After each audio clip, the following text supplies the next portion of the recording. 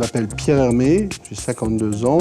Je suis pâtissier depuis quelques années, depuis 38 ans je crois. Et toujours le même plaisir, toujours le même engouement, toujours la même passion pour ce métier de pâtissier. Je suis né dans une famille de boulangers-pâtissiers, dont je suis la 4e génération.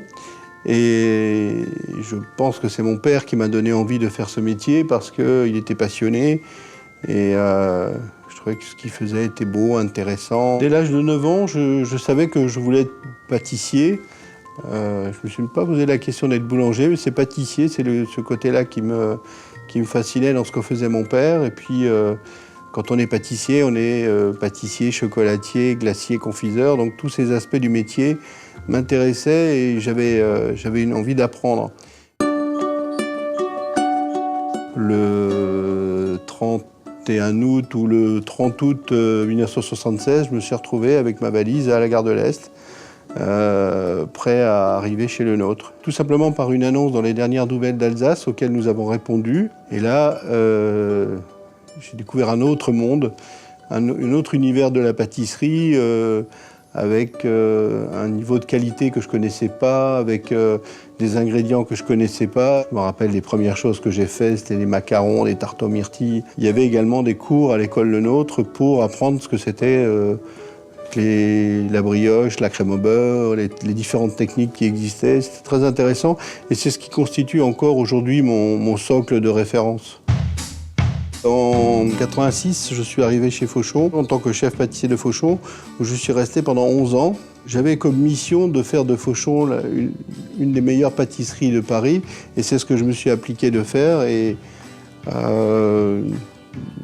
durant ces 11 ans, j'ai pu mettre au point un certain nombre de créations, affirmer un style, tout en conservant le patrimoine pâtissier de Fauchon. J'ai formé beaucoup de pâtissiers, qui sont aujourd'hui parmi ceux qu'on connaît et ceux dont on cite les noms aujourd'hui. Il y a Frédéric Beau, Christophe Felder, Thierry Bridon, Philippe Chapon, Christophe Michalak et bien d'autres. Fin 96, quand j'ai décidé de quitter Fauchon, j'ai décidé de créer ma propre société. Et donc c'est là que j'ai rencontré quelqu'un qui s'appelle Charles Nati, qui était associé à un designer. Et avec Charles Nati, nous avons décidé de créer ce qui n'existait pas à l'époque, une marque de luxe dans le domaine de la pâtisserie. En 97, nous avons fait une manifestation de pâtisserie française à l'hôtel New Otani à Tokyo, qui devait durer 1 mois. Finalement, elle a duré 3 ou 4 mois. Et puis, la première boutique Pierre Hermé a ouvert au Japon en 1998, le 28 août 1998.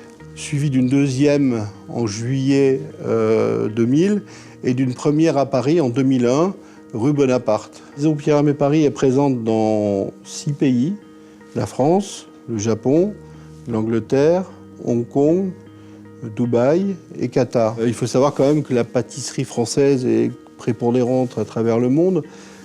Autant des cuisines, il y a plein de cuisines, mais la pâtisserie dite française a vraiment une place importante à travers le monde. C'est vraiment ce qui fait office de référence. Moi, quand j'ai fait mon apprentissage, les macarons étaient vraiment quelque chose que je trouvais pas très bon parce qu'il y avait un tout petit peu de garniture pour coller les 2 biscuits. Je me disais, bof, je trouvais ça sucré en plus.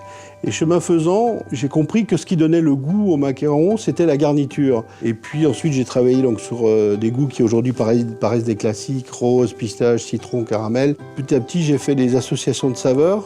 Ensuite, 2 crèmes dans le même macaron, ou une crème et une gelée. Et tout ça, ça a été sur 15-20 ans le travail que j'ai fait sur le macaron. Et aujourd'hui, le macaron est vraiment le produit phare de la maison Pierre Hermé Paris. Alors comment arrivent les idées? C'est une question qu'on me pose souvent. Et là, il n'y a pas de règle. C'est-à-dire que ça peut être à la fois un ingrédient, souvent un ingrédient bien sûr. Ensuite, ça peut être une lecture, ça peut être une conversation avec quelqu'un. Ça peut être quelque chose que j'ai vu qui est complètement étranger au domaine de la gastronomie, mais qui par ricochet me fait penser à quelque chose de l'univers du sucré. Ensuite, j'écris toujours une recette, je la dessine. ça permet aux pâtissiers qui travaillent avec moi de faire ce produit et ça nous permet d'échanger sur les techniques qu'on utilise, sur les ingrédients.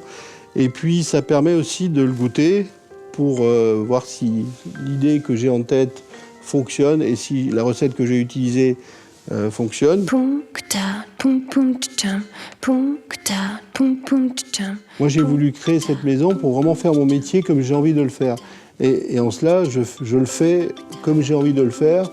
Et pour moi, c'est vraiment mon bonheur. Aujourd'hui, c'est de faire mon métier de pâtissier comme j'aime le faire.